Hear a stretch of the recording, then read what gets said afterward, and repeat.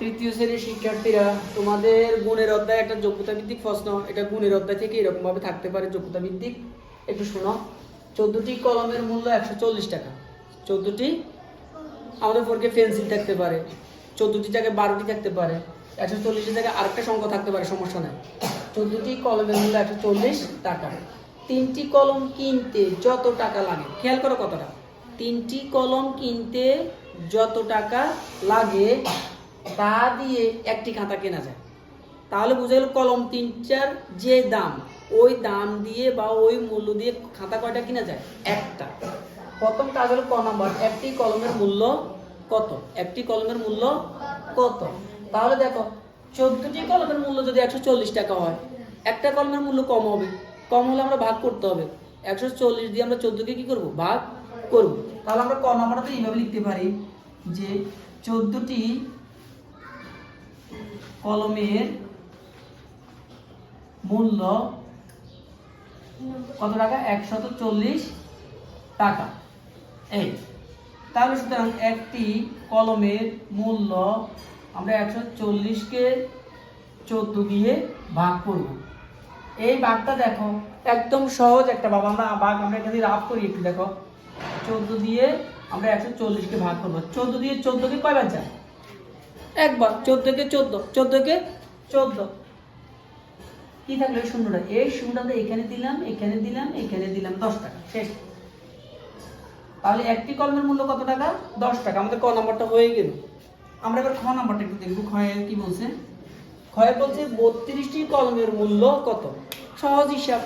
একটি কলম যদি 10 টাকা হয়, 32টি কলম হবে 32 গুণ 10, 320 টাকা বলে ফেলছে। 32 গুণ 10।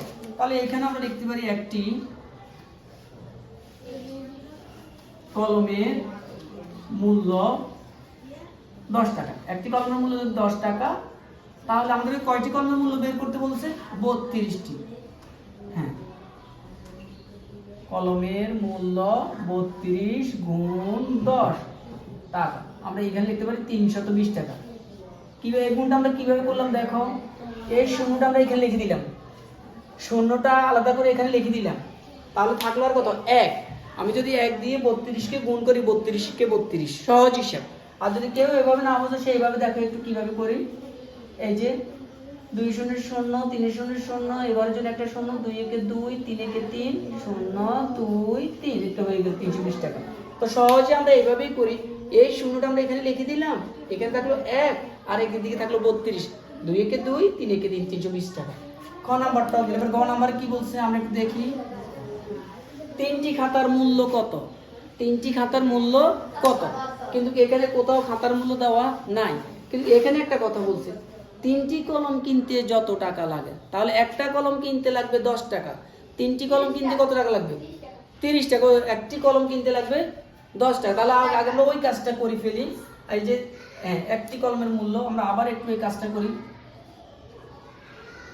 একটি কলমের মূল্য 10 টাকা। একটি কলমের মূল্য যদি আমাদের 10 টাকা হয়, তাহলে 3টি কলমের মূল্য 10 গুণ 3, 30 টাকা। এই কথাটা এবার কি বলছে, এবার একটু আমরা শুনি। 3টি কলম কিনতে কত টাকা লাগে? 30 টাকা লাগে।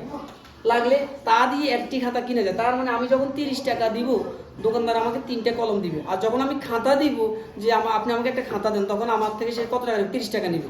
তাহলে 30 টাকা দিয়ে আমি একটি খাতা কিনতে পারবো। তাহলে আমাদেরকে কয়টি খাতার মূল্য বের করতে বলছে? 3টি। তাহলে 3টি খাতার মূল্য 30 গুণ 3, 30 গুণ 3।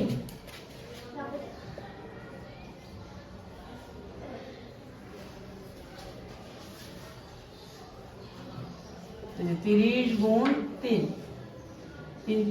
0টা আগে লিখে ফেলবো। তাহলে 3 আর 3 থাকে, 3 3 কে 90 টাকা। তাহলে 3টি খাতার মূল্য 90 টাকা।